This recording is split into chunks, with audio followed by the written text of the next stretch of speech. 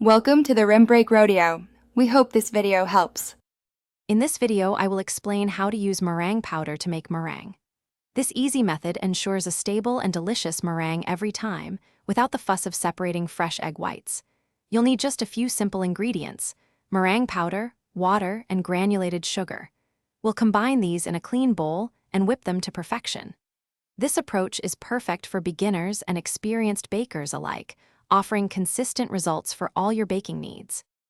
Now, let's get started with combining our ingredients. First, in a very clean mixing bowl, whisk together 1/4 cup of meringue powder with 1/2 cup of warm water. Mix this until the powder is completely dissolved and you see a light foam forming on the surface. Then, slowly begin adding 1 cup of granulated sugar, about 1 tablespoon at a time, while mixing on a low speed. This gradual addition helps the sugar dissolve properly, preventing a grainy texture in your final meringue. Once your sugar is mostly incorporated, it's time to whip that meringue to perfection. Increase your mixer speed to medium-high and continue whipping for about 7 to 10 minutes.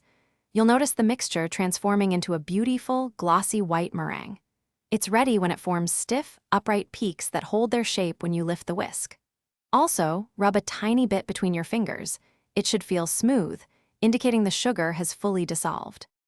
To ensure your meringue is always a success, remember a few key tips. First, always start with a meticulously clean, grease-free bowl and whisk. Even a tiny bit of fat can prevent your meringue from whipping properly. Humidity can also be a factor, so a dry day is ideal.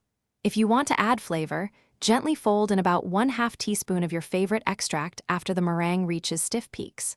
Finally, use your beautiful meringue immediately for piping or baking to preserve its airy volume.